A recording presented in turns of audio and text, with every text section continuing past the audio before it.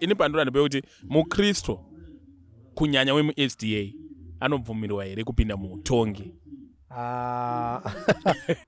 Alright, makakorokotetsa here Evangelist Muparinga. Muparinga ndinoparidza naye. Ndati makavakorokotetsa here. Pandakamuona ndakamuti wakaiwana mvugo muti ndakaipiwa akati wakaitirwa chinhu chakanaka. Akaipiwa kakaitirwa chinhu chakanaka. Ndati makamukorokotedza here. Varume warupiwa sadza nemadzimai. Varume vakutongwa nemadzimai. Varume waruto ivhiri bonde chairo. Anotokambura nomukadzi pabonde. Kukamburwa kuita sei?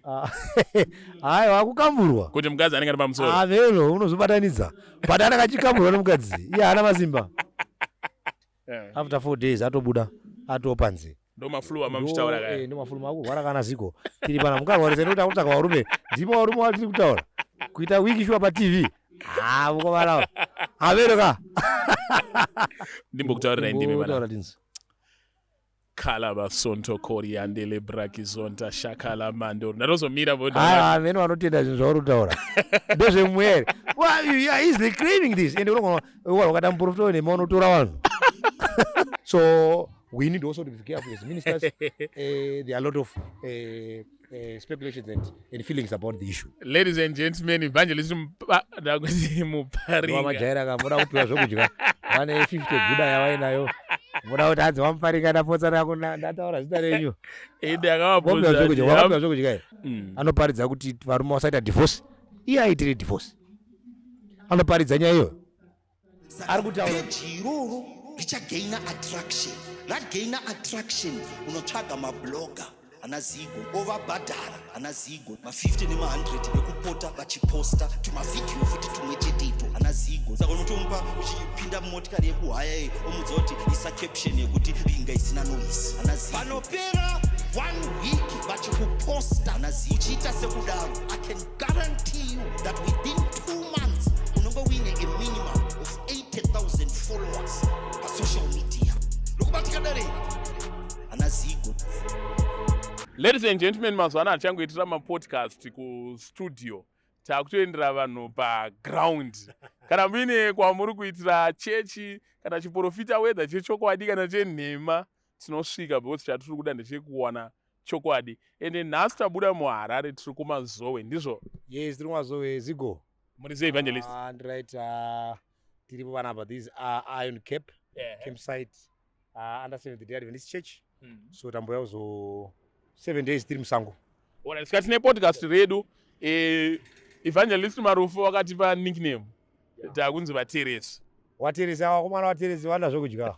Alright, pamunoti vateresi zvinonyazorevei? Vateresi mubhaibheri akadza dziri mbavhasi vanhu vaikara. Imi hamukare but kana tauya hamusi mbavha ndofunga una ruzivo uri tsotsi wandu vachazotaura asi kana maikuru because muri vanhu vari kutsvagawo chokwadi. Saka tinokuisa muwateresi vanhu vatinawo kuchechi wafarisi because havanotinetsa but imuri wateresi because you are looking for the truth. So tinokuisa ende kana mapedzawo munodawo zvimari nechichi pamwe chatozondikumbirawo efuel handina mazvo chadzokera usina chawawana asi vana zigo vapewo zvekudya.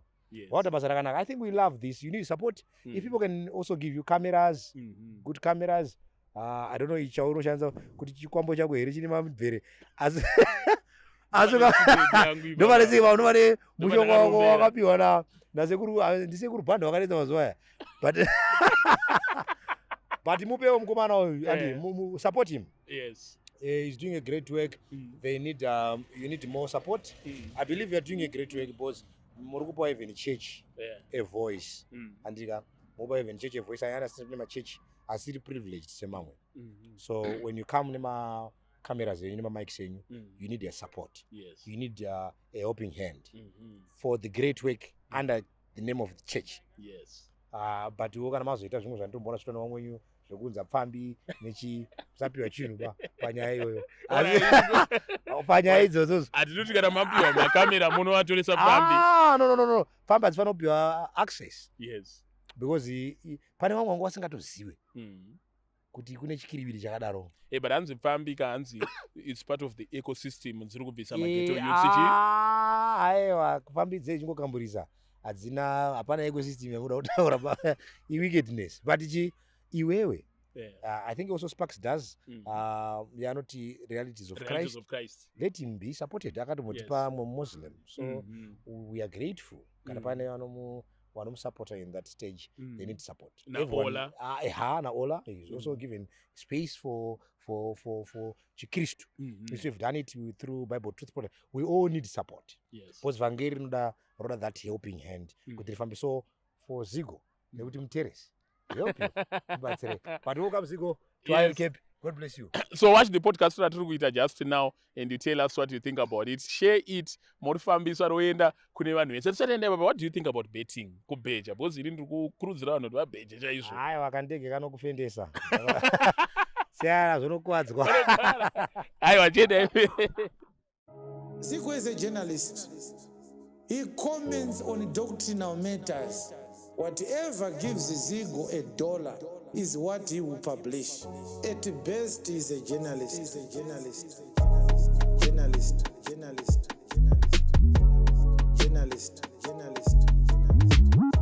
Ladies and gentlemen, welcome back to yet another interesting episode. This is the third time, man, it? Yatugara pasina Evangelist Marufu. Zigo. Yeah. My brother. How are you, Evangelist? I'm ndimotowerenga mazuwa kumana.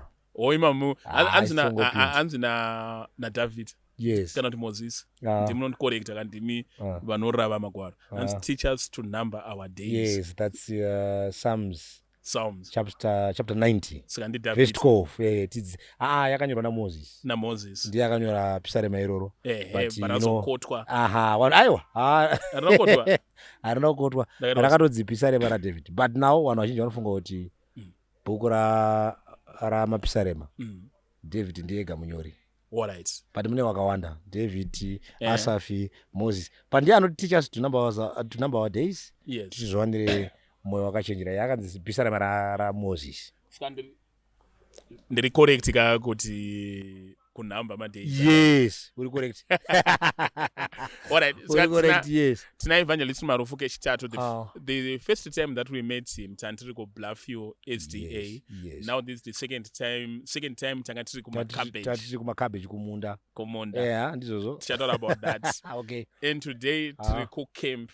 Okay. Hanzi inonzi Iron Cape meeting. Iron Cape camp meeting. So kwatiri kuno kusango tabuda Marara hanzi voice ra Evangelist nenge richinzi vai mumaguta umo. Budai mumaguta. Budai mumaguta. Saka ndasambobuda muguta. Timbona musangano werudzi. Right, tiri pa camp meeting. Camp meeting tiri kutry kuita depict zvatinowana pamafeast. Tinowana mu Old Testament pane feast number 7 inonzi Feast of Tabernacles. Yes. So Feast of Tabernacles ma-Israelites vaiita after Day of Atonement. So we believe isusu kuti fulfillment ye Feast of Atonement yakaitwa pana 1844 sekutaura kwakaitwa na Daniel chapter 8 to Daniel chapter 12. Saka kwasara one feast nekuti according to Akolose chapter 2 inoti mafeast aya mumvuri wezvichauya. Saka Christ ndiye ari kutafifuma mafeast ese kubva Feast of Passover, Feast of Unleavened Bread, Feast of First Fruits, Feast of Pentecost, Feast of Trumpets, Feast of Atonement. Ndo ya 1844. Saka kwasara one chete inonzi Feast of Atonement. Ndo yatiri kuradza pana because isati yasatswa ndo inomirira second coming because vaiti vabva kuFeast of Atonement vaizoenda kwavanono-celebrate vachipembera kuponeswa kwavo. So ndo yasara kuti Jesu kana achizoya paseke ine assurance ye second coming.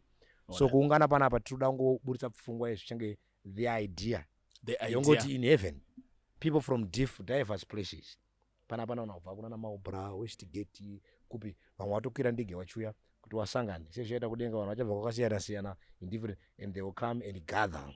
Alright, pane ukoshwa here uri panzvimbo inoyo yekuti tingati nzvimbo inoyi ine kaukoshwa kainako pakunamata. Kosayo janoenda kubhindura, maRoma anoenda kumutemwa, maZCC anoenda kudefe. Panapa pane ukoshwa uriko. Uchaona kuti because ma-Adventist akawanda asi mashoma. We can't gather in one environment.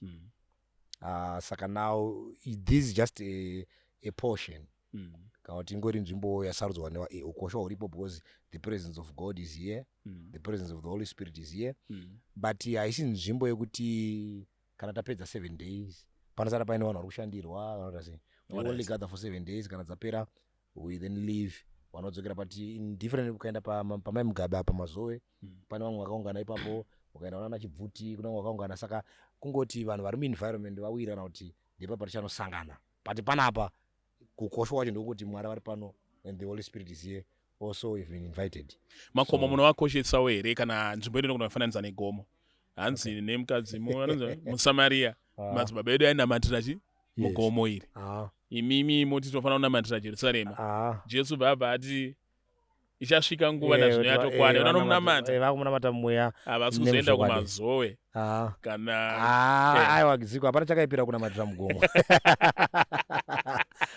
Unoona kuti akadzike hondo hapana chakaipa, munhu akakwira hapana chakaipa, but it will be all wrong kutiti vasiri kunamata vasina kukwira mugomo vakarasika, because ndopfungwa yaida kutaura nemukadzi uya kuti isi tiri mugomo imuri kuti kuJerusarema. Saka ndino nyaya ingoripo ndeyekuti the true worshippers of the Father vachamunamata in spirit and truth, ndozviri kutsvakwa naMwari mumweya nemushoko. Saka but vanhu vakada kudecide isi tinombokwirawo magomo Ziko, tinonamata but simba harisi mugomo. Mugomo ndimo mune simba, but even our patriarchs madzibaba edu tikachiverenga vana Abraham, we know they went into mountains and pray. Iye Jesu wacho akatoti nazvino nguva yatokwana. Jesu wacho aipinda mugomo akanosangana naMoses. Nyaya ingoripo ndeyekuti it's a solitary prayer. Listen, concept yegomo haisi kuti simba riri mugomo, but it's a solitary place where there's no congestion. Mugomo hamuna noise. It's you and nature. You can easily concentrate. So I think ndo idea bedzi iripo. So Mwari akanga achida kusangana navanhu because inzvimbo isina vanhu vazhinji. Iwe uringosangana ndiwe naMwari muri vairi imomo. Muri vairi. Yes. Ayo ngazvikudzwe. Alright, timboenda Evangelist Marufu vari seiko mazuva ano? Ndiri right Zigo. Mafulu ariko aenda aringoita timbokosora. So tongomwoyo majinja nezvimwe zviri kunwiwa mahebhusi. Hamuti here nemavanga ake takaponeswa? Aya, prayer is substitute duty. Unofa. Alright. Prayer. Prayer neduty zvinofanira kuti zvidi because even ukaverenga Genesis chapter 3 we are told munhu akakreatwa initially achidya ma-grains.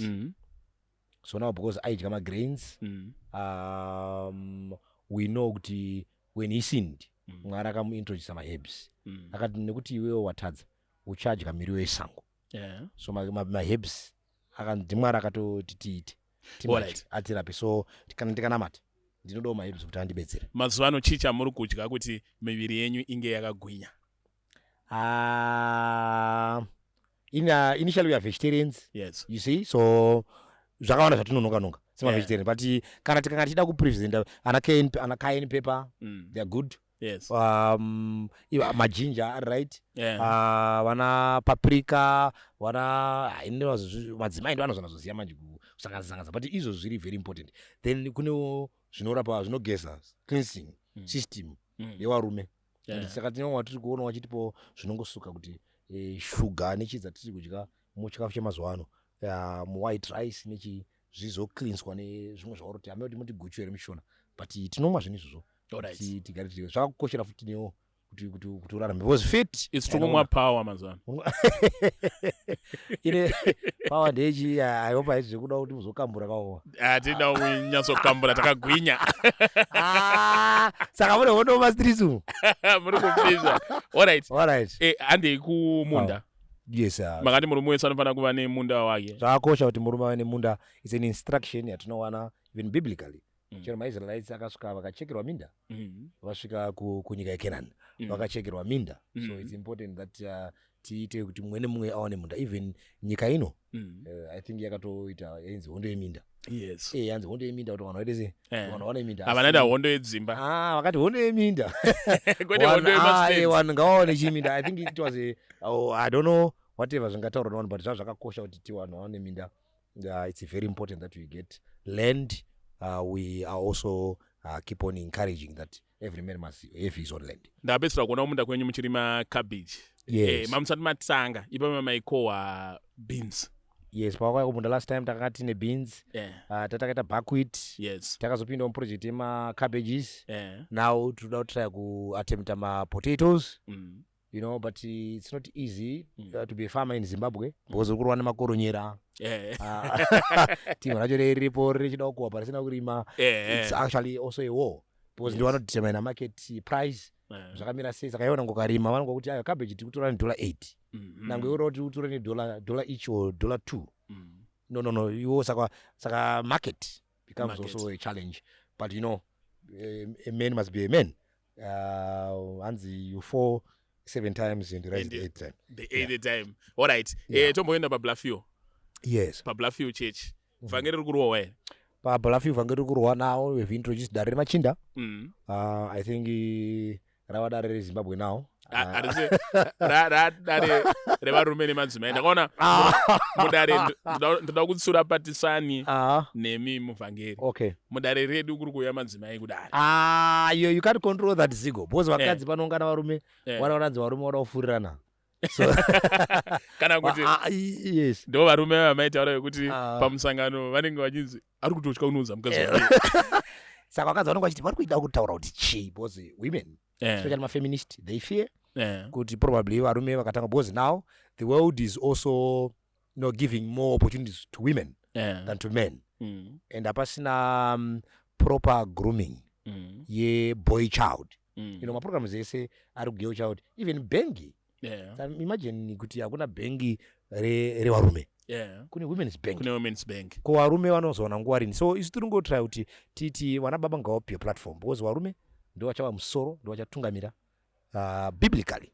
So dare raya rakatikoshera but vakadzi they are welcome kuti vadzidzewo panorayirwa mwana wamambo. Vakuru vakati mbona ndaunoteerera. So alright, isu hatinyanyoteera hedu matare because isati taroora ka saka tine usually nekuda kucontrola vakadzi but pane chirongwa chatakusaona mazuva ano. Chirongwa chenyu naMurambwi Matsinire. Yes, okay, yes. What we have done to do my post-mortem is good, very important. So Bible Truth Podcast, I think it's also good to us.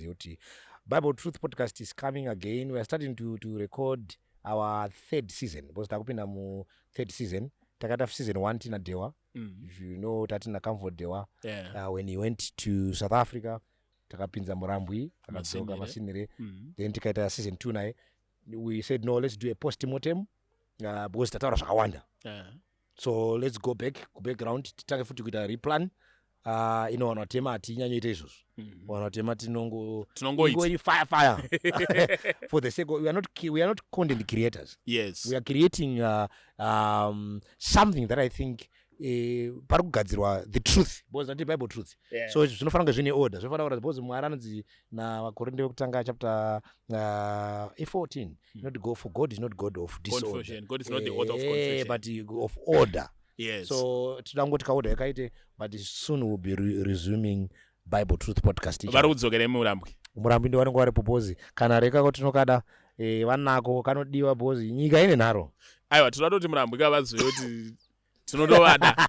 Makambona yes maionere tichikura kwangu yainzi Tom and Jerry. Yeah, Tom and Jerry, yes, exactly. Saka Tom na Jerry takazoudzwa kuti actually Tom angasina kuvenga Jerry.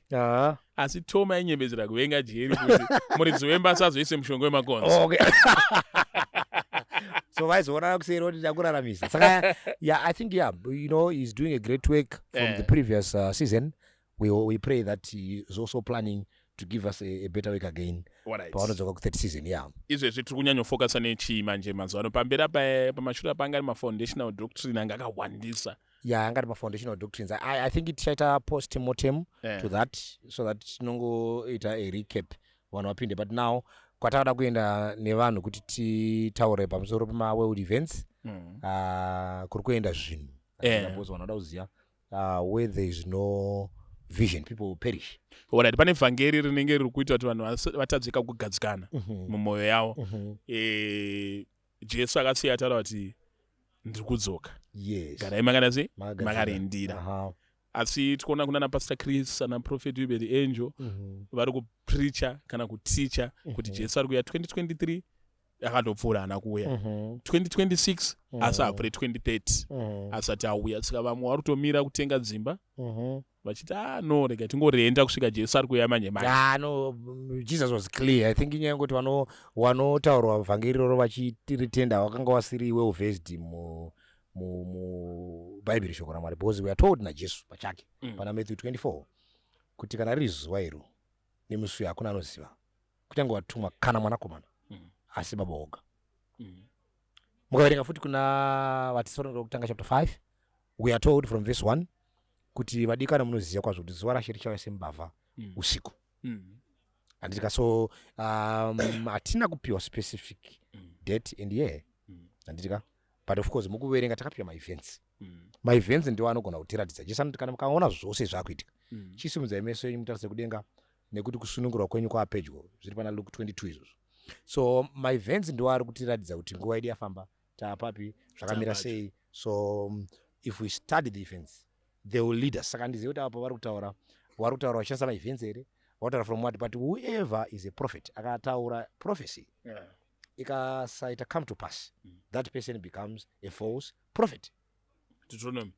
Because zvaanenge aita ari kuti bozi muprofita ari kuuya nepfungwa yaMwari kuvanhu, ari kuti zvandiri kutaura zvandazviudzwa naMwari, because anoshandiswa nemweya waMwari. He gets into vision, he sees things. So akataura zvinhu zviri false, he is then accusing God kuti Mwari mureve nhema. Isina numbers inoti Mwari azi munhu angareve nhema. You see, so there is no lies in God. So tikaita prophet ataura anything chati it's prophecy chikasazadziswa bhuku rinotudza kuti iye iziva kuti haana kubva kwandiri. So alright, ipo pakuti maprofita muSDA maakugamuchira vaprofita no tagara kuSDA togamuchira vaprofita zigo kubvira nekubvira, but amavanzwire godo harisi basa redu chete kumutsa vaprofita. Because the prophets are raised by God. We have said this again and again. Kana Mwari akasumudza takagamuchirawo Ellen White. Hatina muramba Ellen White akarambwa nani, but hatisadaita mumwe zigo. Iwo uya utaura kuti muprofita kusawanda. Muri ready rekumugamuchira. Ayo katinogamuchira. What we only do in Adventist circles, we test the spirit. Because ndima verse 1 John chapter 4 verse 1 wadikanwa musatenda mweya yose asi edzai mweya muone kana yakabva kuna Mwari. Nekuti vaprofita vazhinji venhema vaburikira munyika. Bhaibheri riri kuti one. Even Matthew 24 verse 24, Matthew 24 verse 11. Jesu anoti mungwarire vaprofita venhema mazuva ekupedzisira vachamuka vachaita zviratidzo zvikuru nezvinoshamisa vachitsautsa even the elect. So if we have those verses in your hands, pongoita munhu anoti prophet woti mugamuchire for the sake kuti church iwane acceptance nemacritics. No, we are not going to do that. Kana iwe wakati uri prophet uya church ine platform iyo uya taura zvawaoneswa toda kutozivawo takatomirirawo inde kuti uno muprofita, but hatisatamuona. Saka toona matero kuti Mwari tipe muprofita. Mwari anosunza muprophets when the right time has come. So zvakaona pana Ellen White, and I know tine a lot of truth iri mawritings even Ellen White akasiya, handiti maprophecies akataura mamwe vanhu vedu havasati vatanga kutopedza kumadzidza nekuzvitaura because vane unyopo hwekuverenga. So I'm always asking them, why do you need another prophet when we still have even vhangeri rese rataakuona reutano? Ellen White akanyora mabooks ehealth, zvinhu zvakawanda zvatiri kutoona zvakutozadziswa zvakagara ataura kuti deviate from coffee, deviate from sugar, bvai kuzvinhu zviri unnatural muende kuzvinhu zviri natural. Akataura zvinhu zvakawanda. Chechi nevamwe vanhu vatitori navo vari in our circles vari kutadza kutozvirarama, but vangachemera mumwe muprofeti izvo vakapiwa namuprofeti vasati vagona kutozvirarama. Why do we need another prophet? But hatirambe ziko. Kana pakaita mumwe muprofita anouya tinomugamuchira, there is no problem. Pane kutsipika mweya kakuti hanzi pane mitauriro yakaitwa mubhaibheri kuti musavharire zvipo zvemweya like something like that. Pane kucreate environment inotsipika. No. There is no such environment in the SDA church, but you know Jesu anoti pakakushwa mbeu yakanaka mashava akakushwawo. So probably hatingarambe there might be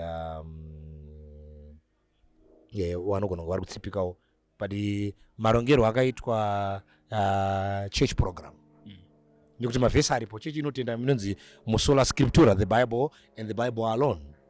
Chechi inotenda muzvinhu izvo, chechi haina mboramba. Alright, hanzi nemumwe mutenda anopinda muSDA munomu ukasangana navaMarufu ndibvunziro kuti vanotaura nezvesola scripture kuti ndoya tinotenda muchechi yedu yeSDA, but apedza kudaro tunozoenda kuna namai Ellen G. White. Are they part of sola scripture? No. Tiri kuti isusu SDA ari kutuma iwewe asikati tsvake. He's a dangerous man. He's a dangerous man. He's actually dangerous. He's a dangerous man. But it's fine. I think ari kunzwa. Tokwanisa kumubatsira from this podcast. We believe kuti inspiration yanga iri muna Ellen White because she was a prophet. Ndose inspiration yanga iri muna Isaiah. Ndose inspiration yanga iri muna Jeremiah. And vakanyora even my prophets is even book of Revelation. You can see kuti John akanzi zvaunoona zvaunonzwa zvinyore uzvitumire kukereke nomwe dziri paAsia. Anditi. So even John paakaradzwa akanyora akatumira kukereke. Saka Ellen White akaradzwa akanyora akatumira kukereke. Saka kereke yakatesta ichishandisa maprophets ekuold testament. Wana Jeremiah vakatorwa vakaiswa pa, wana Isaiah vakatorwa vakaiswa pa. Munhu wese anoramira, even me myself I had the privilege yekutesta kuti ndione kuti mukadzi uyu anga aine mweya waMwari here. So because test yakaitwa andika test yakatiitwa, so vakaona kuti hapana musiyano pakati pa Ellen White nemashandiro akaita maprophets even ekuold testament. Vakashanda zvakanaka. Saka there is no need, we don't canonize, because Ellen White paari kunyora haasi kunyora the entire world, haasi kunyora nekuZayoja. But now the Bible has been accepted in Zayoja, it's been accepted in Mwaja, it's been in other denominations around. So kuti chivati Ellen White auya kwambori, Ellen White ari kunyora specifically to the Seventh-day Adventist Church. So you can't say then Ellen White anafana kucanonize. All right. Because content yake imwe yacho ndikaiwerenga ibatsirewo, but kune imwe inogona kubatsira like ukaverenga bhuku rake rinonzi Desire of Ages. Tsanangurirai vanhu pamuri kuti kucanonizwa vanhu havazozvinzwisisa. Alright, kana chiti canonization tikuti kuunganidzwa kwemabooks kwaakaitwa. Handiti canonize tikuti Isaiah akanyora ega, Jeremiah akanyora ega munguva dzakasiyana, muperiod yakasiyana. Bible rese ratinaro today complete information yese muBible kuti iunganzwe from Genesis to Revelation zvakatora makore anosvika 6000 years. 600 years I think kuti Old Testament yese iunganidzwe. Wachitora wachiunganidza. Saka tikuti pakaunganidza mabhuku eIsaya kusvika taita vakati ngatichite chinhu one. The word Bible means biblos. Biblos means books. So tikuti for 600 years bhuku richinyorwa, bhuku richiunganidzwa. Rakabva raitwa chinhu one rikanzi iri ndo ratakupai rifambe, saka rinonzi racanonize. Pavheto pakawerengedzwa kuti pagadzirwe harmony, mweya waMwari wakanga uchitungamirira, because Bible pacharo iri bhuku racho. Kunyange vanhu vakanyora in different times dzavakararama harina parinopikisana. Kusvikira nhasi ndo bhuku rega futi rinotaura neevery person, whether muChinese, whether muZimbabwean, muShona, muNdevere, whether muJamaican. But iwe ukanyora novel rako today binda uko kana kuraone kuJamaica haridiwe, wanoti nderenyu rekuZimbabwe, but the Bible rinoappear to every conscience. So it becomes also an authentic book. So what pakaitwa canonization, it was done under the influence of the Holy Spirit. So ndo canonization kungounganidzwa kwemabooks ese emaprophets, mabooks ese akanyorwa nemagospels akaiswa pachinhu one kuti chinzi Bible rinonzi racanonizwa taane chinhu one chagona kuenda kuone. So kana ndiri kunzwisisa futi another way, muverengero wamunoita mabhuku aEllen G. White hauna kusiyana nemuverengero unoita vanhu vekuZayoja mabhuku ababa Goti. Yes. Kana vanhu vekwa William Branham. But yes, ndizvozvo. But tofanira zoti Goti, Branham naEllen White vane musiyano. Havasi chinhu one, because kana tikanga tazounganidza vanhu havana kunosangana pa common truth. Havana kunotaura chinhu one. Uye akataura zvake, uye akataura zvake, akataura zvake. Saka pane ruramiro kuti tichitarisa kuti zviri kunyorwa ndezvipi. But kuti Ellen White kana tichimuona kwatiri akafanana nelesser light iri kuendesa vanhu to the greater light, the Bible. Because Bible ndo chiedza chikuru, ndo chiedza chiri muvanhu wese. Saka iwo pane zvimwe zviri kunyorwa umu zvaunogona kunge usinganzwisise zvokuti ukazoverenga, because Bible rakanyorwa in principles. Bible harina panoti thou shalt not smoke. But Ellen White manje anouya kuti ochikubetsera manje kuti uone kuti smoking, we should not smoke. Nekuti pari kunzi miri wako itemberi yaMwari zvinorewe, oita break down that. So ukaverenga Ellen White ukazoverenga principle zvinokuitira. Saka she's a lesser light ari kuleada vanhu to the greater light, the Bible. I don't know kuti vana Guti nana Branham pavakanga vachinyora vakanga vachitungamira vanhu kuenda kuBhaibheri kana kuti vakanga vachingonyora bedzi vasingadzora. Ellen White always say, even kana zvikanga zvaoma sei ukafunga kuti inini maratings angu aomade, you can stick, go back to the Bible. But I know kuti kana uri Adventist, kana ukanga ukatadza kuverenga Ellen White uchida kumanya nebhaibheri chete une some certain things that you will never get because bhaibheri rinewo mamysteries mamwari unotadza kubata uchiverenga wega but ukaverenga naEllen White unotanga kuona kuti apa then uzvibatanidza I think zvinofamba. Yes. Alright, hanzi mwe mubvunzo logo rechechi riri kudhara hanzi raibuditsa varume vatatu vamwe nematrumpet zvira kutangira pidiguka. No. Yeah, we always have no, salvation is not on logs. Zvinhu zvinocreatwa nemasystems evanhu. But kana wakanga wakuti hanzi noti pane logo rema rakaita upside down makabvisireko chiri kubhururuka, that's not salvation. I don't know the conspiracy around that. I don't even mind. I don't even care. Because alright, ngatidzore racho rine zviri kubhururuka, then what? Ndikupaona. So there are always people like that Zigo very concerned with petty things. Yes. When we have greater issues we can debate that all day, but ndopari kunzi paipai usa napowa kutsura Timothy akati usa vamuranda anokakanaro dzimwe dzisingasvike mukuponesa. Sapana zvinhu zvatisingafana kuswerera because they are just petty things. I don't know. Alright, ndikupaona Evangelist pablafu ipa ubatwa basa ndakaona votes JT achibhabhatidzwa. Vanhu vanomba wanga kubvunza kuti munhu anobhabhatidzwa akagerwa aine dread remumusoro ngaagerwe tione kuti munhu anyatsobatwa neshoko. Yeah, I think ndakaisa comment yangu even bazim celebs iripo. Ndakaona vanhu vachishungurudzika zvikuru. Nedread remukomana. Akateerera Zigo. Nedread remukomana. Ndizvozvo. Bhaibheri roti Mwari anoregerera kurangara nguva dzekusaziva. Asi anorayira vanhu kwose kwose kuti vatendeuke. Andika saka kana ukanga watendeuka handitika uchiuya kuna Kristu. Anokupa simba rekusiya ndi Kristu iye pachake through the influence of the Holy Spirit.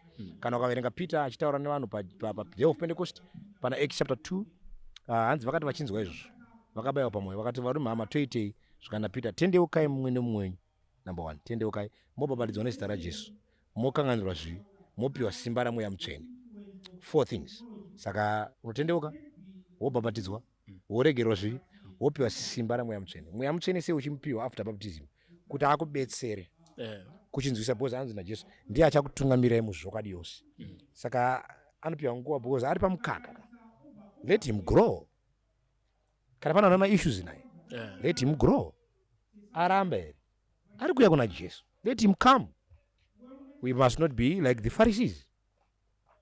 So I think ndiwo pane challenge kuti aita vamwe vedu vane mweya wechifarisi mu process. So let him come, let him receive the Holy Spirit, let him grow. I think achisvika paachanga kudya mabhonzo dzimwe nyaya achadzinzwisisa ende ega achaona kuti no, this is the way I must go. Ngadzidziswe, ngakure mushoko, anobatsirika. Anotamura ari bheta unza kutoti nedhanzo iyoyo yanga achimba nechizvi handichabate.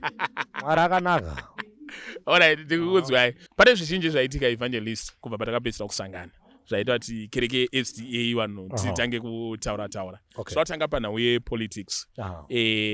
Vanhu veku-SDA Mwari anenge ari kukomborera chaizvo vanhu vari kubudirira both paupfumi uye pakukupaya maposition akakosha. Tikuona Tabani Mupofu ndo maloya makurukuru munyika yeZimbabwe. Saka vamwe vapindawo mupolitics and va-actively participant. Imimi Evangelist mune mavideo enyu ekudhara mazhinji muchiramba muchiri maKristu afana kupinda mupolitics. No. I think panofanira kuramba pangori separation between the church and the state. Andika zvinofanira kuramba zvakadaro. Panofanira pane separation iyoyo between the state and the church kuitira kuti church irambe iri mubatsiri. Alright, imkana muchiri pane separation between the church and the state, does it mean kuti maKristu abvumidzwe kuita politics? I don't think kuti, I don't know. Ndidi ku, you know, it's something that is controversial. But I think politics because ndo chinja tinofamba nacho every day. Even church kuna dzonzi church politics. Politics inji inooperator pakati pedu kana mumba mutori nepolitics. Mumba mune politics dzavo. Unotozona baba na mai. Ndaro politics kundibudire hanzi iwo munhu akubvunza kuti hanzi andu munotaura namai kumba. Anotora politics yarakachirwa.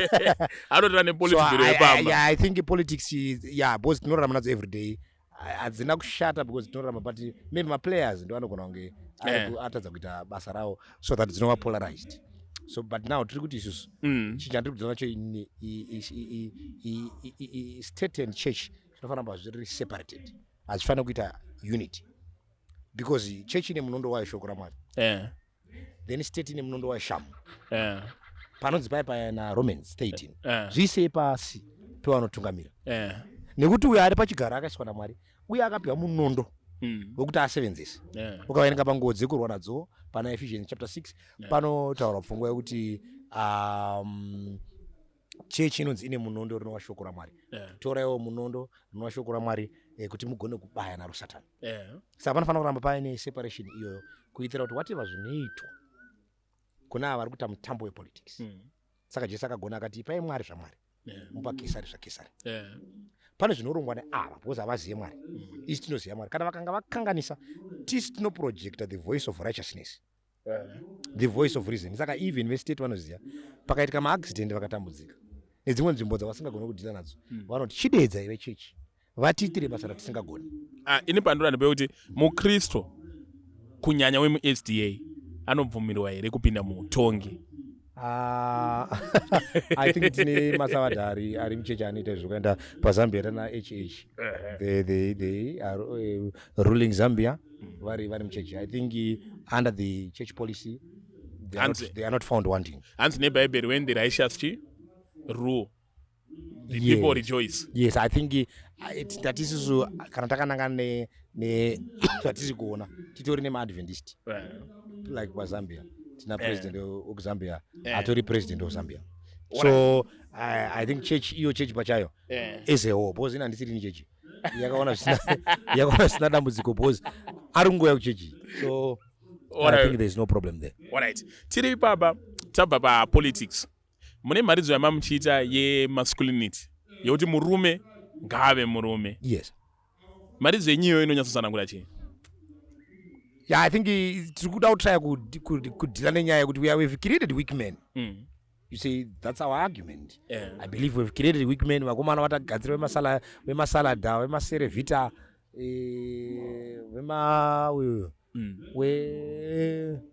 vemaselfie. When the work is not being done. Vakomana vasiri kugona kuroora. Vakomana vasikabvisire chinhu vanomitisa. Vakomana vanokambura. Vanokuwapa vasina kurima. Vakomana vanoswera vachikaunda mari dzevamwe vanhu. Musocial media vachiita debate mari dzevamwe varume. Vachikumbira vakomana vanongoombera. Ndipewo kani, ndibatsirewo kani, ndinokumbirawo kani. Kushanda kafuti. Kwende nzira iyoyo. There's no labor in that. Bible inotaura, that's why I love sabbath commandment. Yes. Because 6 days thou shalt labor. And rest on the seventh day. So, so we are just trying to bring an idea. Yekudzora because now vari varume vari kuchengetwa navakadzi. Varume vari kusadza nemadzimai. Varume vari kutongwa nemadzimai. Varume vari to even bonde chairo. Anotokambura nemukadzi pabonde. Kukamburwa kuita sei? Haiwa kukamburwa. Kuti mukadzi anenge ari pamusoro. Vero unozobatanidza. But akachikamburwa nemukadzi iye haana masimba. Ndinofanira kukondora zvinhu zvese semunhu womurume mushabonde zvinoitwa newe. So because asvika ipapo pashata pakutoda vhangeri. Yes, pakuda vhangeri. So I believe we need to bring that message to the world so that we bring back men to his position and to his stand. Tatina na baba. I always appreciate our patriarchs. Ainzi abuse. Even abuse vanochi, but you appreciate because takaona mukana wokupfura nemaoko vanhu vakadaro. They were staunchy, they were bold. But even rate yemadivorce nyanga isina kukura serate yatinayo zvinezvi. Tarisaoneko zvinhu zvimwe anopinda marriage 4 days. After 4 days atobuda atopanze. Ndomafulu amamuchitaura kaya. Ndomafulu makurwara kana ziko. Tiri pana mukarwarisa nekuti akutaka varume. Ndimo varume vatiri kutaura. Kuita wiki shua pa TV. Mukomana. Averoka. Alright, hanzi na Apostle TF Chiwenga. Imi mune dare renyu ramakatangana napatisani nana evangelist Muparinga. Iwo Apostle Chiwenga vane dare ravo ravanga watanga before. Saka vakafara chaizvo kuti makopo zvakanaka. Ndopa akangachita hanzi inini ndiri wachi yakafa. Hanzi munoita correct kawari basi. Mukomana wacho anochinya. Anochinya but point zvekukopana nechi hanzi naPauro whether vhangeri raparizwa mukunyembedzera kana mukuchokwadi we rejoice kuti vhangeri raita se raparizwa. Pane nyaya yedu ndeyekuti vhangeri iri kuti varume vasimbe munenge makuriendesa kuma extreme. zvekuti vakadzi vatonhapwa mudzimba. Ndozvamuri kudere tichiona kuchechi kwaapostoli TF Chiwenga kubva pakatanga kuparidza vhangeri iroro takatanga kunzwa kuti vakadzi vaakurambwa, takatanga kunzwa kuti nhau dzedzimhandara dzaakukonzeresa kuti vanhu varovani mumba. Iwo wakatora mukadzi wakasiri mhandara ukatozvigamuchira, but wazonzwa ivhangeri ramarufu wakutanga kupopotera mukadzi, wakutanga kuchaya mukadzi, wakutanga kudzinga mukadzi pamusha.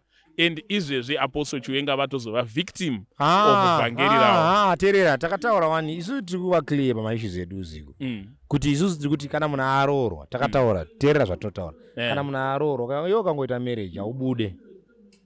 Bhaibheri roti mukadzi ngaarege kubva kumurume wake nemurume ngaarege kubva kumukadzi wake. Hapana dhoo rekubuda naro. Hautobude kana watopinda wapinda Mwari ndovenga kuramba. Maissues anogona imi mukaona mukadzi wenyu aine chikomba mbude ndo patara maissues anogona maissues anogona kuburitsa mumba. Jesu ari clear anoti nemhaka yeupombwe. So as long as pasina kuitwa adultery aubude kana achiroya unouya naye tobvisa uro isusu. Ko kana ari mhondi unouya naye kuchechi tomeendesa kurehab. But hakuna rehab yemhombwe. Wakaiona upi? Ko kana arasa pfungwa. Kana arasa pfungwa kune zvipatara anoenda kupsychiatric unit. Uinaye chete. Una mukadzi wako. Tiri kuti anogona kusvika dynamics of life. Onai, tiri kuti mukadzi anogona kusvika pastate yekuti achagona kuperforma maduties ake semudzimai. Zvafanana nemukadzi arwara kwenguva yakarebesesa. Achagona kundiwachira. Mukadzi wako ndosaka uchiona vhawo yako yaunoita pawedding inoti kusvikira murufu munhamo mukurwara mukurarama kusvikira rufu rwatiparadzanisa ndichamira newe ndovhawo yaunoita iwo kana wamira pamberi muvhangeri kumira nemukadzi wako alright, handisi kubvumidzwa kumuramba ndizvo, asi mudzimai uyu ndokwanisa kumutsvagira mumwe here nekuti mari dzoyo yamurufamba nayo. Mwari anoti barika baba kana arwara mukadzi wako murapisa. Saka mukuramba undotsvaga mumwe uchida kuita sei? Iwo uri bachelor remakore mangani? Ndane 31. Saka uri bachelor re 31 years auze mukadzi warara 2 years iwe wakaita bachelor 30 wakambokambura hata wakambura ndo zvandirofunga asi amazoti nyama power but ndiri kuti ngowasima kuti iwe uri bachelor rakachena 30 wasvika kweso asi undoranzi mukadzi arara 2 years mura ndisatsvake mumwe when you will be able to be disciplined for up to 30 something years. Imimi barika mukuramba? No, barika rinoitwa nevari munyika. Ko ana Abraham wanga vari munyika? But rana Abraham harina kusanctionwa naMwari. Mwari haana saka waakanga aita naye mwana handiti ka anonzi Ishmael. Hagai. Hagai. Nguva yakwana akadzingwa akanzi ngaende nekuti saka tine nyaya idzese dzemabarika kunyorwa mubhaibheri. Mwari ada ngoti tingodzidza kuti barika rinouya nemaoutcomes akaita sei. Tikaona even barika raDavid rakamunetsa, vana vacho vaiurayana, there was a lot of hate pakati pavo. Even Absalom akamukamburira wakadzi wake wamwe wacho because iye anga asina simba. Ko nei Mwari achitirambidza kuita zvatinofarira? No. Like inini ndofarira wakadzi wakawanda. Mwari haarambidze munhu tachino. Mwari akapa munhu chinonzi freedom of conscience, freedom to choose. Adama haana mzona Mwari kudya muti. Aiwa pane zvinhu zvezvaunoita iwo Bhaibheri rinoti musanyengerwa. Mwari asekwe. Chinodyara munhu ndicho chachakohwa. God cannot be mocked. You reap what you sow. Saka iwo kana une zvaurira kuita, Mwari anokuti ita, it's in your position, but Mwari anokuisira zvinhu zvese pamberi pako okuratidza nemakonsekwensi ezvichauya. Mubayiro wezvivi, Romans chapter 6 verse 23. Mubayiro wezvivi rufu. So if you indulge in sin, definitely you're going to die.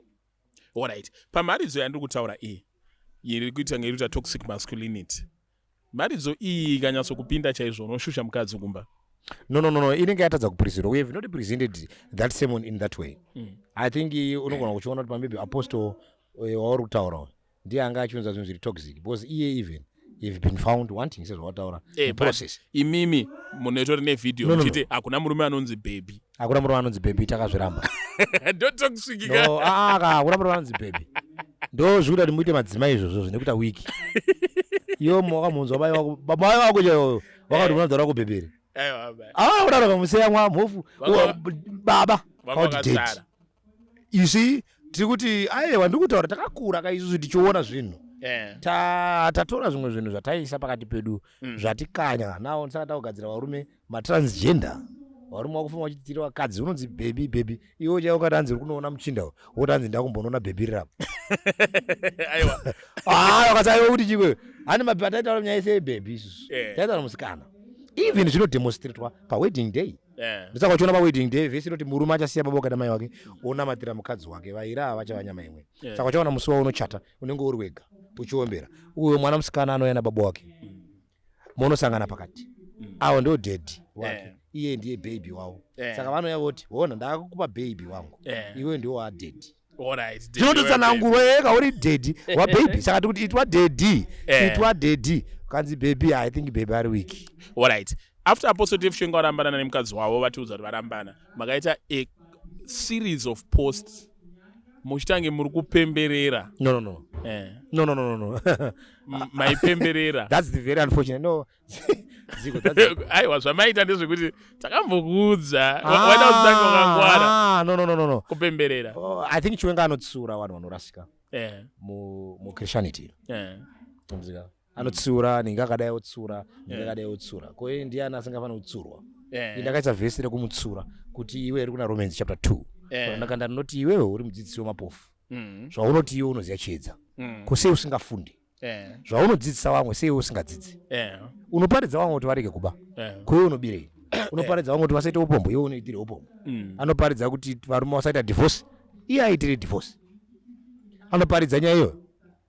Ari kutaura kuti hanzi inini munogona sandiregera asi Mwari achamuregera. Jesu akataura akati tiregererei zvinhu zvedu sekuregerera kwatinoita kuti tadzira.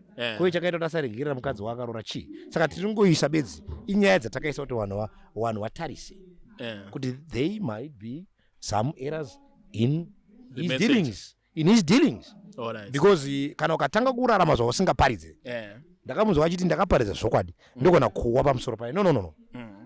Tikatanga kuparidza zvinhu zvatisingade kurarama it becomes hypocrisy. That's why every time if you are a man of God unofana kuramba uchisika guidance uchiramba uchizvininipisa pamberi paMwari kuti Mwari ndinoparidza izvi ndibetsereiwo ndikuona kumira kuwa kuriko because Bible noti the righteous man shall fall. But zvinoratidza kuti even iye muprocess macho is trying to justify kuwa kwake because abvuma kuti akawa but akuti nekuti ndiri maapostora ndinogona kuto exempted on some faults. The video is amazing. How can you say that? Hapana munhu wese anotongwa zvakafanana pamberi paMwari. Aiwa ndikupaona aiwa rega tichipura pachikamuchi ichocho vanobva vati hey asiko kubva watoenda kuSDA unotaura Chiwenga. No wasanganawo nesu vanhu vaMwari unoda kunzwawo mafungiro edu pane dzimwe nyaya Chiwenga tinaye muvhangera ari kuparidzawo vhangera amene vanhu vake vanomutera ndivanenge vachingova emotional muzvinhu izvi. Why do we have men who become emotional because another man is being talked about? Let him stand for his issues. Ndiye akatanga nyaya idzi. So isusu what we should understand muprocess kuti isusu we don't need kuva much worried about him because iye akatoti ndichaita my life course kune vanoda kutaura neni vadiscuss neni paissue iyoyi. So I think probably what we need to understand muprocess kuti ngaawe timuscrutinize vanhu vanomutera ngavasada kuwiwa bhita pamusoro pake ndo zvinonesa munyaya idzi because paunodzidiscasa vanhu vanenge vakabrainwashwa vanhu vanenge vakadoctrinatwa ndo vanoda kuuya vakutanga kukonzesa hondo vachitaura zvinyadzi nechi. So I think it now becomes a toxic environment. Social media haina marules so you can't control anything that you find there. So I think hanzi vhangeri renyu pamunoribuditsa vhangeri raKristu ramunoparidza rinenge riri vhangeri rakanaka vhangeri rinotoponesa asi mawiro aro riri kuuya richitange riri judgmental mukuchitange muri holy stereki kuitange ndimi kutonyora mazita evanhu vachienda kudenga hanzi hasha dzinenge dzakawandisa nekujaja like. No, I don't know kuti ndiani arodaro but ukaona vanhu vachifollowa zvatinotaura zvaro vanhu macomments aiwa macritics agara ariko ziko but tine vanhu vanofollowa we have a following. Tine vanhu vatori papage varototera tine vanhu vanotera padare remachinda tine vanhu vanotera paEvangelist MARUFU tine vanhu vanotera paBlufffield zvatinotaura. Jesu anotaura mubhuku raJohn kuti kutongwa ndekuku chiedza chakauya panyika asi vanhu vakafarira rima kupfuura chiedza. Do you know I think also Jesu ari kuparidzwa handi Jesu akanyorwa ukaverenga kana kune munhu aitokanda rafu manje ndi Jesu Unoziva kuti Jesu aitokanda ndiye munhu aitokanda rafu manje. Ma examples Jesu akanga achiparidza mumusi. Pakauya mumwe munhu akabvunza akati akamukumbira akati ishe ndinokumbirawo kuti mutibatsire kugowana nhaka ine munin'ina wangu tiri kurowana kumba uku munin'ina asida kugowana neni nhaka kana Jesu ndiyani akandiita mugowi wenhaka yekumba kwenyu. Kweza ndopindira papi. Eka Jesu kune munhu akanga auya ndiana Pilate vakamira pamberi paJesu akamuti uri mwanakomana waMwari here. Zvikana Jesu ndiwo adaro. Pane mumwe akauya akati hanzi ishe ndinoda kuchakuteerai asi regai ndimboenda ndinooneka ndimbonowiga wabereki wangu. Zvikana Jesu rega wakafa wawigani. But the same Jesu anenge achiti learn from me for I meek and lowly. Tiri kuti rebuke must not be mistaken to shouting. Nekutuka on. No, we are just rebuking. Sin must be rebuked and the sinners must feel the terror. Buddha from that. So kanatamira platform we are now saving both parunzi pachatsva munhu parunzi pane vachadistroywa. So we are saving souls. It's a serious business. I think jesting and joking sickens and weakens the soul, which is feeding on Christ. All right. Imimi munotandara nevateresi. Vateresi maedheni anazigo. Muri wateresi. Wakomana vanotsvaka zvokudyawa. Asi imimi muri kuita nge muri kupokana nevamwe vaimbi mu-SDA vanenge vachinoimba nevamwe vanhu vasiri mu-SDA oro dzimwe nguva vanotoimba nevanhu vasiri vanamati. No, ini zigo pandinotandara newe handisati ndamboita sewe.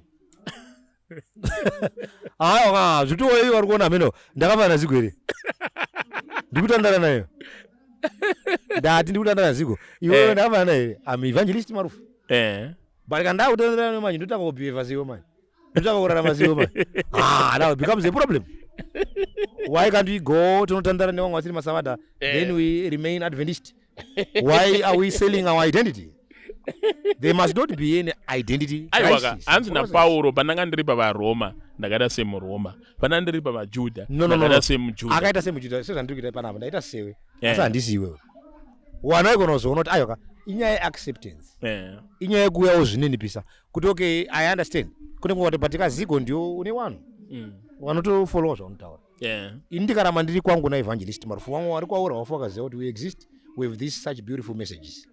So tinouyawo togarawo paseti pako totaura so that we can also approach another audience isati yanzwa the light that we have. So but now to start behaving like you ndabva panapa saka tikatanga kuita munhu anonotendera nemanana Adventist oda kuuya pakati pedu achibehave semanana Adventist, that becomes a problem. Mamanje totouya nendimi hazvirambidzwi totanga kubata misoro yenyu tichidonedza vanhu. Zigo, I understand when there's a quote, when truth comes to earth, it will rise again. Yes. So the Bible is right. Pafunga yakuti chokwadi pakupedzisira at last truth will be accepted because it is self-evident. Saka kana pakamuka nendimi dzikanga dzabvumwa nevanobvuma. Yes. Vanoda kuwirirana nadzo vachadini? Vachawirirana nadzo. Vanowirirana nadzo. Asi isu takawerenga. Hambe makazigamuchira. Wakuti hatipe takagamuchira. Ndidzo here. Ndimi dzacho because ndimi I think unofanira kuziva nesubject iyoyo. Imi chaidzo munodziziva? Ndodziziva. Name singadzitaura. Ndotaura wani? Munotaura shona chete nechirungu. Don't chinonzi ndimi chi. Kune bhuku rinonzi nhaka yeupenyu.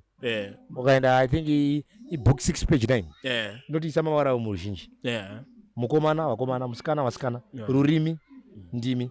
Ndikati how are you? Ndataura rurimi rwechirungu. Ndikati linjani? Ndataura rurimi rwendevere.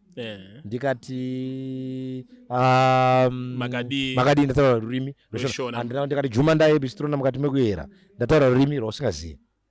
Apa mataura ari kumapostoli. Uruzive. Haruzive ikoko. Alright, tichivhara. Takati kuti zigo ka.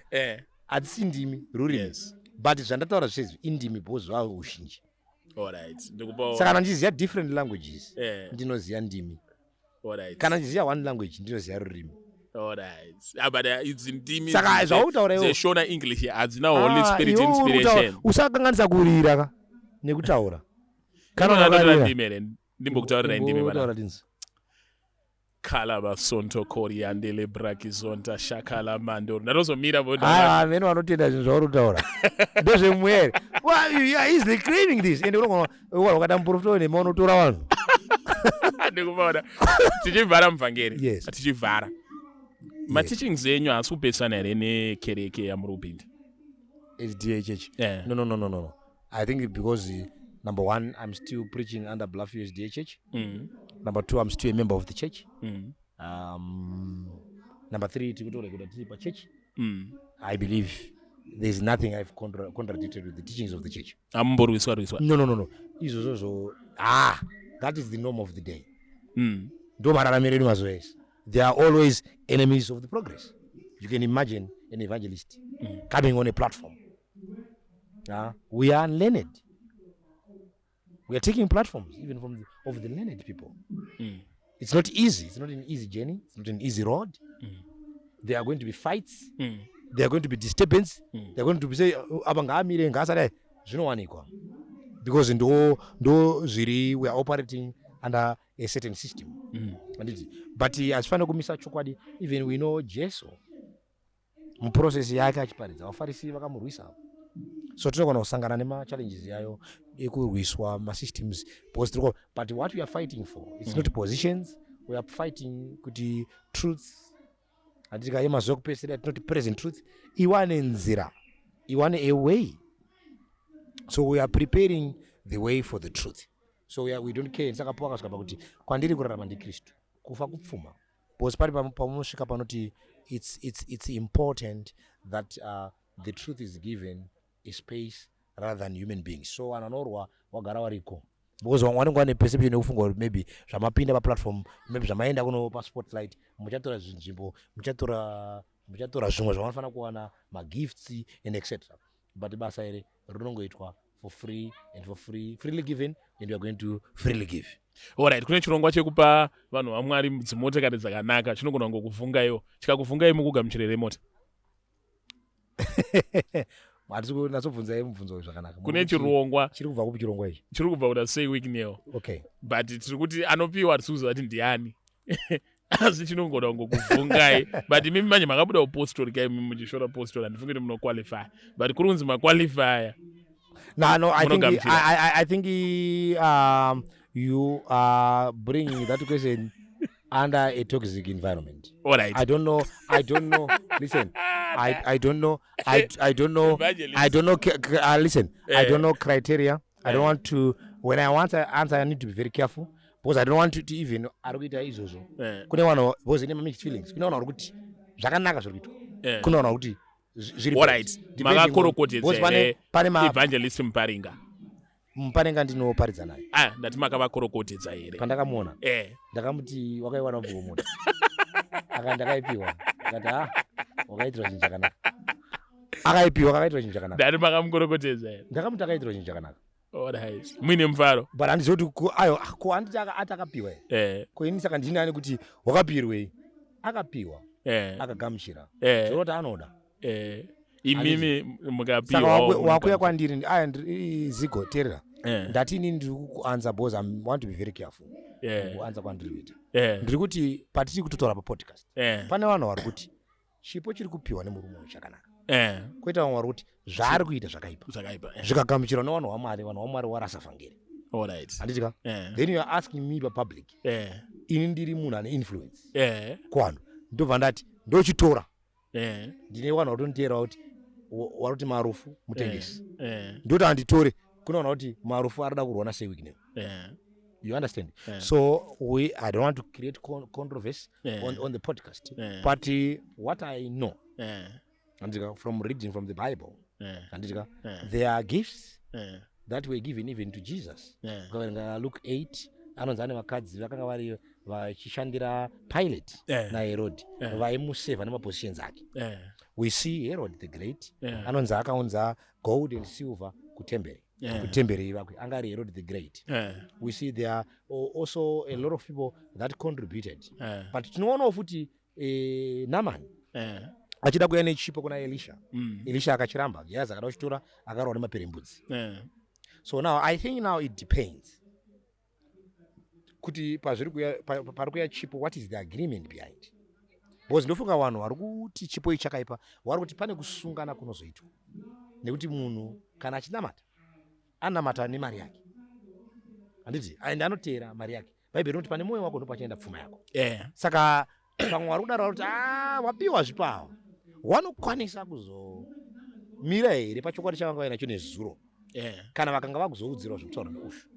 You understand? So kana kango i-controversy inongobuda, I think imagination, but what we need to do, chinhu chese kana chikadyarwa chine pachinoita muzvibereko. Saka vanopiwa zvipo tinofanira kuvapa nguva yekuti one maybe ari kupa arikutopa genuinely asingazoboteere kuti zvakamira sei. Ndiri kuanza zvakanaka pakuti iwo nditi wandibvunza kuti handitore kana ndotora I think ndiri kuti I don't know because maybe ari kupa zvipo zvacho kune vakapiwa vari kuti chii, vari kuti here tiri kuteerwa tichizoudzwa unzi zvakaipa ko vari kuramba kuti zvitorwe vane here pamwe vane information yavo inawo pamusoro pezvipo izvi, you know. So it's an environment that we are preaching the gospel iri toxic.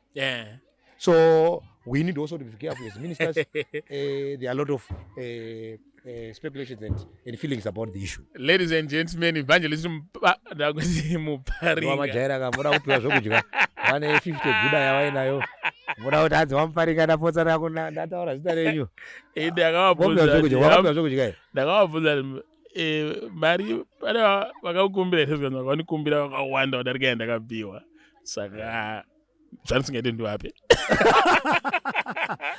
No, that's fine. I think thank you very much for also kutiputa mashoko enyu ekupedzisira. Yeah, so I know, I think mashoko edu ekupedzisira ndeyekuti you know, whenever truth is preached, it is violently opposed.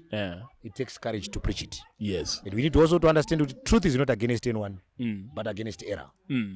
So whatever that she represents the voice of truth according to the word of God. Hatisi kuti tirwe no one. Tiri kuya kuti tipe light nekuti zvokwadi yakatungamira nhema dzakatungamira zvokwadi ikasara kumashure ichisunga shangu. Saka taakuya tichigadzira pakakoromoka makomba ese akufanira kufusira, nzira dzakabhenda dzakafanira kuswatanudzwa. Takafanira kuprepare one for the soon coming of our Lord Jesus Christ. Because we believe in Jesus akuya nekukasira. So I think mashoko, let's prepare for the end which is coming. Thank you Zigo. Maita basa nekutandira nevateresi. Wonderful. Teresi. Wanga kukumbira Muparinga ka. Awamana oda zvokudyawo. Dai ara Wicknel wakuona mararama. Thank you very much. Thank you. Yes, wonderful. Heavy. Yeah. I think Zigo is becoming a good Bible student now. The testimony of Jesus is the spirit of prophecy. That's deep. Zigo chayakatogerwa zviri nani musoro mako kupfura iwoyo ngopeze kuti nani kana Zigo akatomira patori nani kupfura iwoyo saka unopeze kuti nani auna iri chimuna kana nekiziwa yako chaenda kutamudzira chi hapana chawakaita. Ladies and gentlemen, today tripa one of the branches Logos Solar Tech and ndakagara panapa padesk salesman sezvo ndiri number 1 salesman wepanapa. Panapa ri fully stocked, ndofunga murungoona masola akatozara muno mazvisi zvoti ukasvika anobva anotengwa kumukoto kusiya so or somewhere there, different types and chichi, solar lights, amunoisa pamagate penyu, inverter, mast, masako, hybrid, different types. Anything that you need, you know, it's a one-stop shop in the sense yekuti usvika unotenga zvimwoko paunongoita order zvese zvinenge chibva mushop munomu. Saka as usual ndenge ndina Mr. Catch vachititsanangurira mapackage kuti akamira sei. Kama naita mukurumbira kai ndizvo chaizvo Zigo zviri sei muri kujekesa nyika yese nemagetsi. Tiri kuibakisa nemagetsi. Yes. Dati munduze vanhu makavarongera chii, ndikuona shop ino yakazara. But a lot of people wanting to use chii chirimo ndofunga mukangoti fambira pamapackage apa quick moduza zvakamira sei. Okay, so we start from our small package inenge iri 1.5 kVA solar system.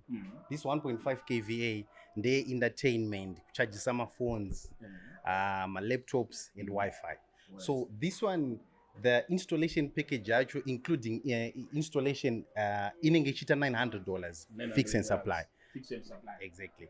And then the next one? The next one, it's a 3 kilowatt or a 3.2 kilowatt system. In English, it's 1,350. You know, it's a fix and supply price. But up and open, utangira uti fridge.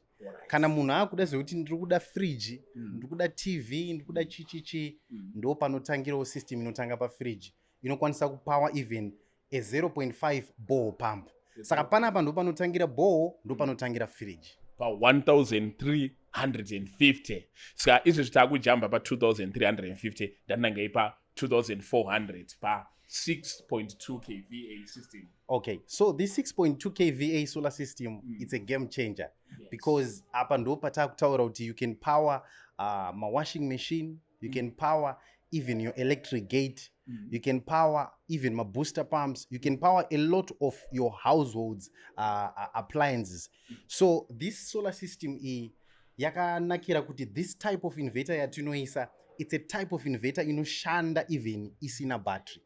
Yekutoti yekuti even battery renyu rikanzi reine challenge or else battery renyu radzima, you can still work during the day because this type of inverter, it can work with just solar panels. Even nyango mukabirwa battery, this type of solar system inokuitirai then toya pa 10 kva re 4.3 iri rema Honda Fits. Okay, so kana takuenda kumanje takuenda kuma solar systems mahombe emunhu anenge achitaura kuti inini I've got a 3-story building or a 3-story upstairs house yandinayo iri kuda kupawiwa all of my appliances, handisi kuda kuti zvinhu zvangu zvidzime. So starting from mapackages akaita seaya going up tichienda kunana 12, 16, 20, 25, 30, 50 ndo masolar system atotanga kuisa aya masolar systems ekuti anokwanisa kupower all of my appliances enyu anenge ari pamba kubva kumakuka chaiwo kubika, kushandisa mamicrowave, kushandisa zvimwe zvese zvemagetsi zvawangada kuseenzesa. Nemakambani futi anokwana ipapa. Nemacompanies futi anokwana futi panapa. Alright, and then last but not least, but more important, borehole drilling, fix and supply. Ndoona pakanyorwa siting, drilling and casing, mileage, extra building, meters. Panapa munoita futi zvekudrilla.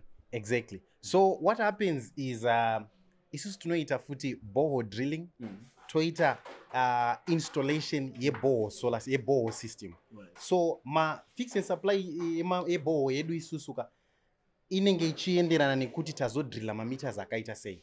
But when we are talking of ma clients edu vanenge vari based in Harare, locally we drill at $850, $900 depending nenzvimbo yatiri kuita sei yatiri kudrilla. But outside of Harare panenge paone ma extra expenses transport. But isusu tunoita ma borehole systems anenge ari either AC or else anenge ari ma DC borehole systems. Okay. Yes. Ladies and gentlemen, mawanzwa Mr. Cage, muromo yedu aizozarurwe nenhonzi because zvatinochita zvinenge zvakawandisa, but panapa palogo Solar Tech bringing lights to the world. It's a one-stop shop. You get both my solar acho, my battery acho, my inverter acho, nema appliances acho. You get everything that you need. Also, kana muri vaya vanotoda kubhadhara neEcocash kana chi, we are a registered EcoCash agent as well. Hatina zvekukuisira ka top up padenga kana tinokuti pinza iri 57 kuti ibude iri 50. Logo Solar Tech yakarongeka. So data ma lay-by, varoda kuita ma cash ipapa vane mari shoma nevane mari yakawanda, we are catering for all, and with that we are out.